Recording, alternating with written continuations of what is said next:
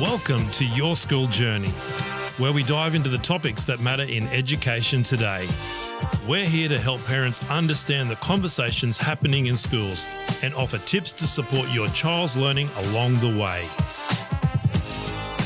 Well, hello everybody and welcome to another episode of Your School Journey. Today we're joined by Marita Babic and Rachael Kelly, and we're going to unpack the part of your school journey where students move out of being in primary school and start to enter the years of secondary schooling. Marita has been a Year 6 Dean for 8 years now and been teaching for 25 years. In Year 6 and Year 7. She's also taught at schools on the Gold Coast and in Brisbane and started teaching when she was just 21 years old. Rachael has been a Year 7 Dean for over a year and also is in her 6th year of teaching, specialising in HPE and English. And she is also one of the main touch football coaches at the school she is working at, Emmanuel College, and also coaches under 15 girls and the open mixed team. And she has also started teaching at 21. Welcome to the podcast, ladies.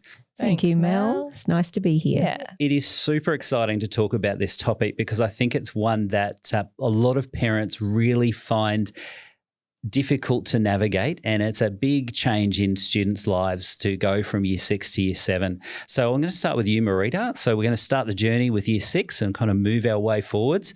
Let's start with the top 3 insights that you want parents to know about as their child completes their primary school journey. Well, I want you all to know that they are very well prepared. They're well prepared in their work standards, their assessment expectations, uniform requirements, time management, navigating timetable structures and independent homework learning. So that's number one. We are very confident they're well prepared. They're also encouraged and supported in knowing that they are ready for a new challenge and adventure in grade 7.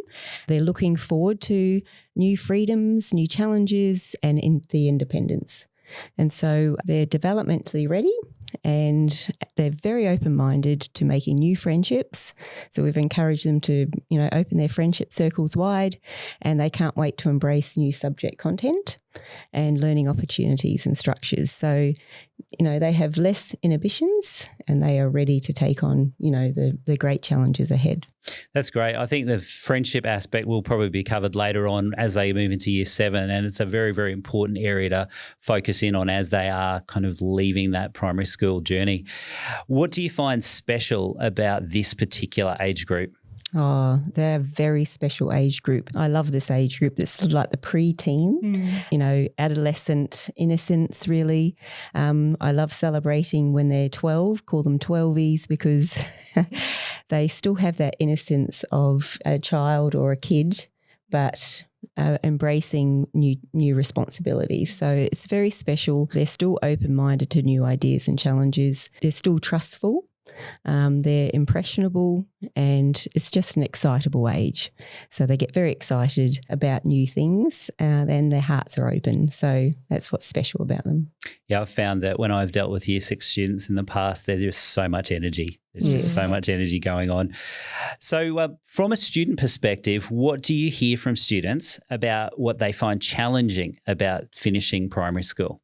Now, to tell you the truth, they often come and say nothing.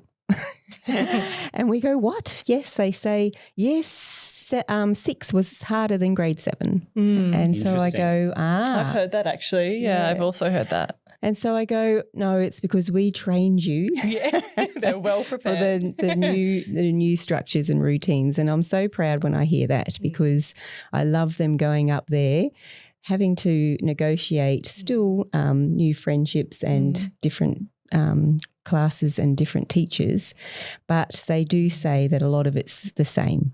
And so everything we do in grade 6 is exactly the same in grade 7 pretty much. And so, they just really talk more so about the new friends they've made.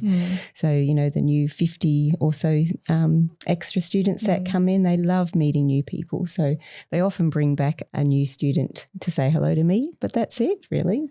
And that's wonderful feedback, because realistically you want them to go into year 7 feeling well prepared. You want them to, feel excited about it, and you don't want them kind of feeling like it is such a big change. If anything, that means that we're doing our jobs well, or you're doing your job well. Yeah, so, that's right. That's so like I said, the homework, independence, and knowing when assessments are due, like deadlines, that's quite normal for them now. And so then they just have to focus on other different types of challenges, I'd say.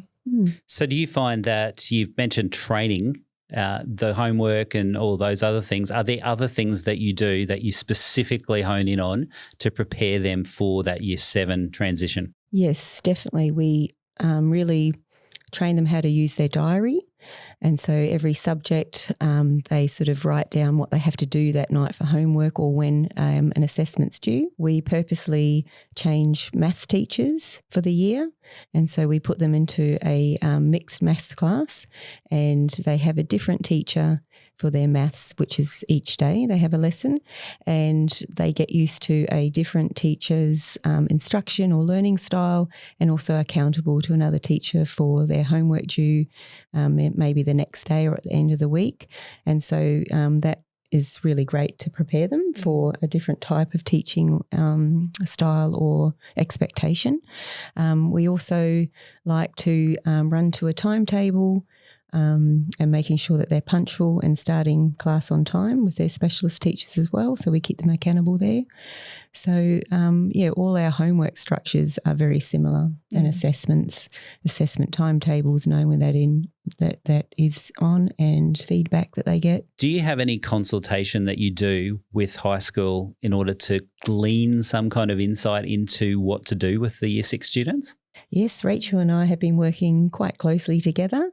We meet probably maybe 3 or 4 times a year just to see how they've settled in at the beginning of the year, the grade 6s into grade 7, and what we can do better to support them if there's something that's maybe missing or that they're maybe lacking, or how we can maybe marry up the same kind of structures at expectations the same, so it's not so much of a big jump or difference. And we do the handover at the end of the year, so leading into year 7. So we have a chance to discuss all of the students and, how to best support them when they're coming into year 7. And also leading into those end of year transitional afternoons, we catch up quite a bit and talk about how to best set up our students for success in that transition.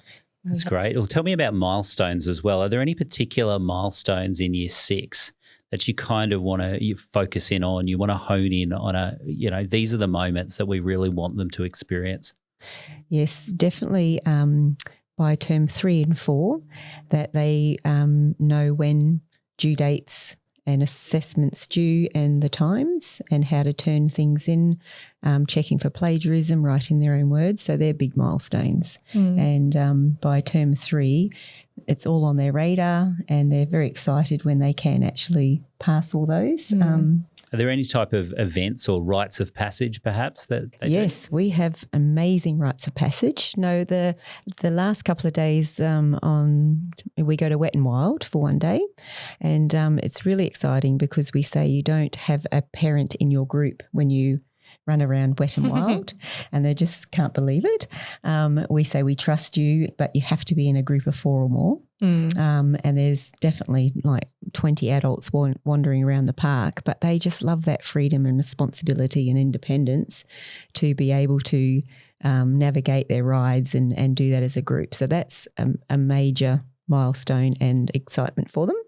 And then we have a beautiful end of year 6 celebration afternoon where we have a special sort of event in the theatre with parents and their students, and they get a lovely certificate and gift from the school, and we do a little finale song, and then we have a lovely light lunch outside where they can have photos with their friends and teachers and parents, and the parents join us for that lovely light lunch with the kids, and it's beautiful. Do you find any emotionally challenging events that they go through in their primary school journey? Things that maybe they might find challenging about finishing up primary school? Yes, they are nervous to leave the one teacher, one classroom, They get worried will not have that one person to go to, that and friends.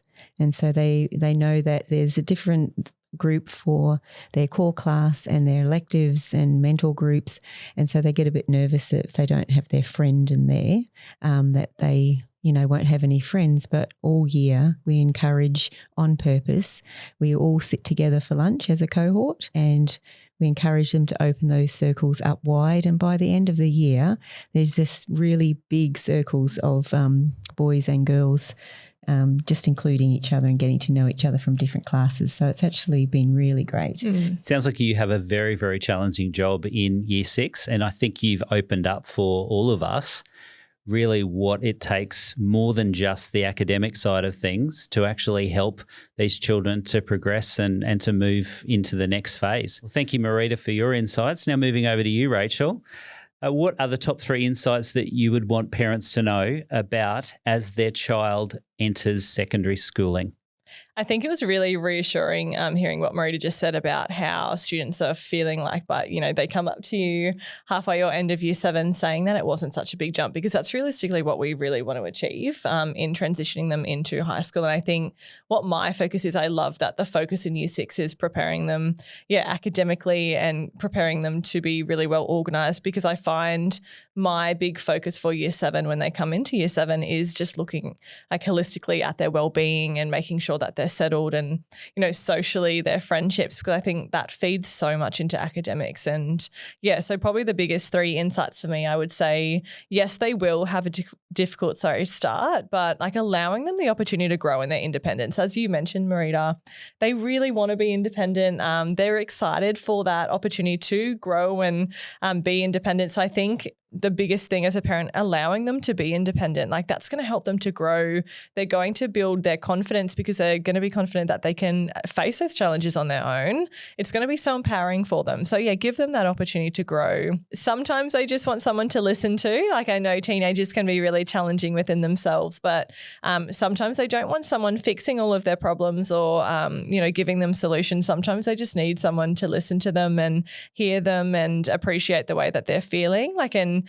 Giving them that space to be open with you and have those conversations with you is really, really important, I think, particularly as they're getting older. They really, really crave that independence. So I think if you weren't giving them that space to just, tell you how they're feeling or tell you about their day, and without that, that fear of, having to go to the school about something, or that fear of, kind of stepping in, I think that's really important as well. And something that you will find as well, as they get older, they will change. That's not a bad thing. Like they're coming into themselves. They're becoming, their own person. And I think that's really wonderful. And like that change isn't a bad thing, as long as you're helping guide them to make good choices, good decisions, and making sure that they're aligning with your family values and just good values. I think that's your job as a parent. And your job isn't to, change the type of person they're becoming, because it's really beautiful to see as they get older, them become themselves. And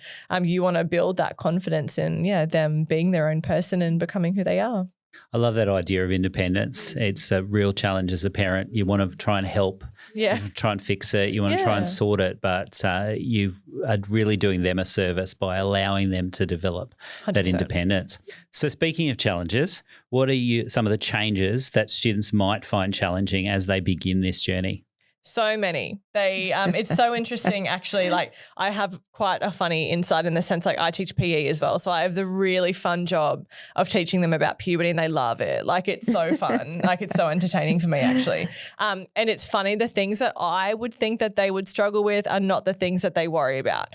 As Marita said, like in those transitional sessions that we do at the end of Year 6, the biggest thing they're worried about is getting lost. And I'm like, I get it. When we're at a new school, we get lost and it's pretty overwhelming. And I think I would say their biggest challenges though are the friendships. And I think what you find generally, we have 50 to 60 new students coming in, and that can really shake up the cohort when well-being wise, if they're not feeling like they're fitting in, or if they're not settled, or if they're not feeling great about themselves mentally and socially and emotionally, like that's going to impact so much. So I think my biggest job, and I communicate that so many times to parents, like I I feel like the academic focus, take your foot off the pedal a little bit with that, because we know they're coming in really well prepared from year 6. And I think if we really focus on making them, feel safe and happy and settled, that is the focus. So I think the biggest challenge is the friendship thing, because as we know,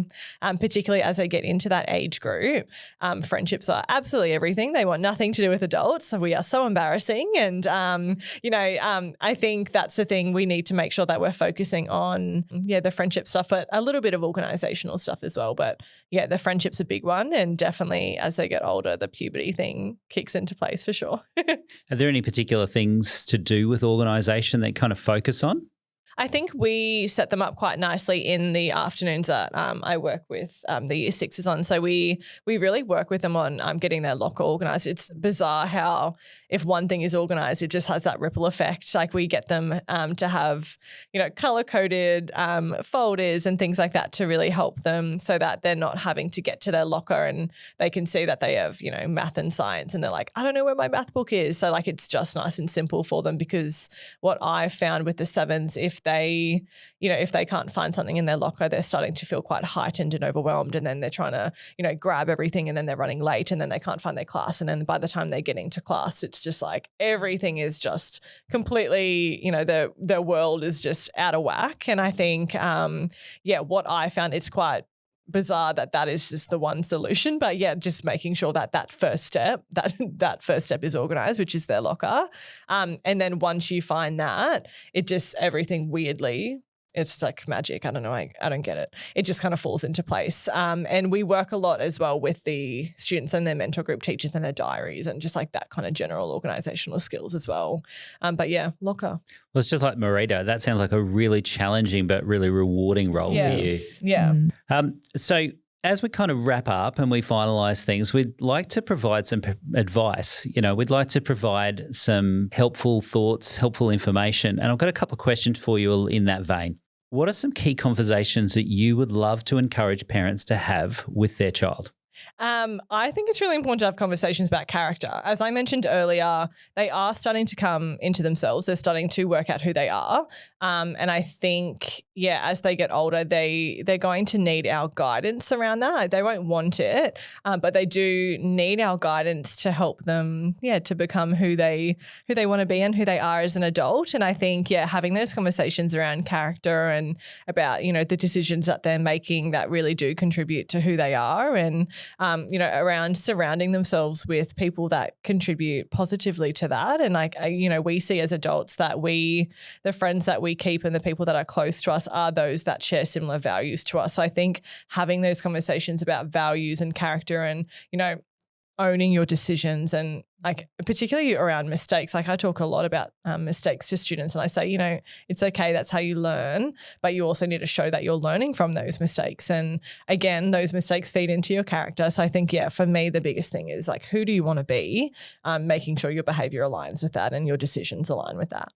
And how about you, Marita? Yeah, I'm on the similar page as well. For this age group, it's really good that, mistakes you learn from. And it's, not a bad thing, not beat yourself up, but move forward with it, make great decisions from there on.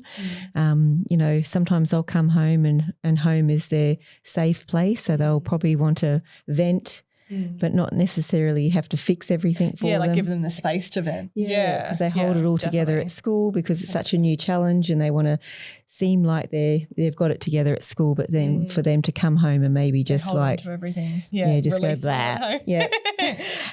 But not to think that that's a bad thing and things are going bad.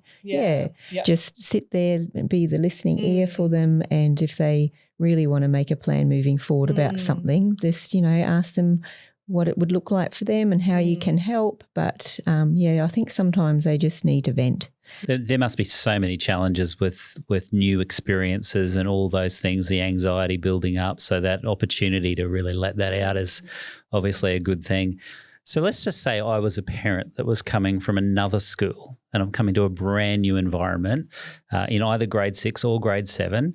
What would some advice you would give to me about how to help my child settle in and find their place?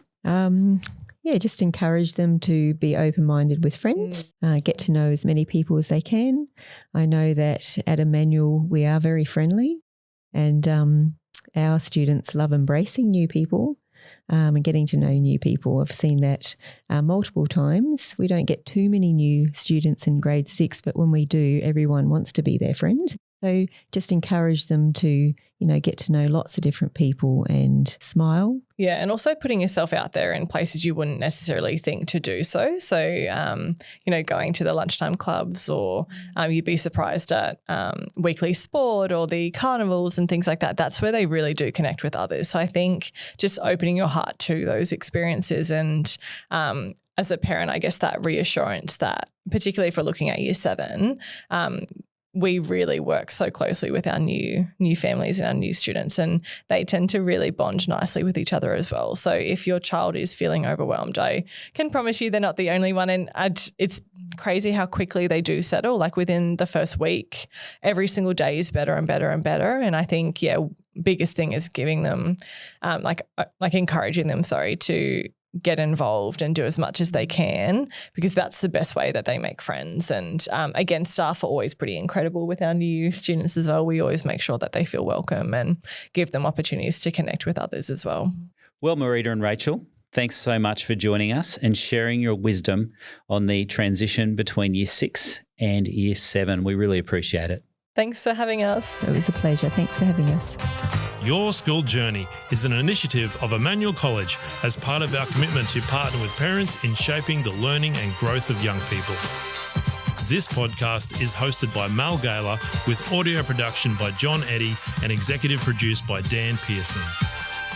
If you found this episode valuable, we'd love you to share it with other parents, subscribe for future episodes, and leave a review. You can also connect with us for more insights into education and to explore how Emmanuel College can support your child's learning journey.